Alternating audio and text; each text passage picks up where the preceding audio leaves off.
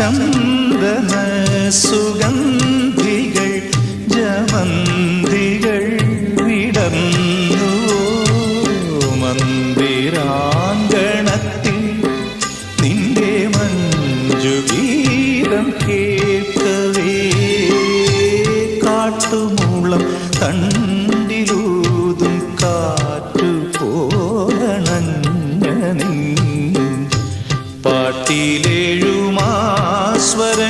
പാട്ടിലേഴുമാസ്വരങ്ങളേറ്റു പാടി നിന്നു ഞാൻ.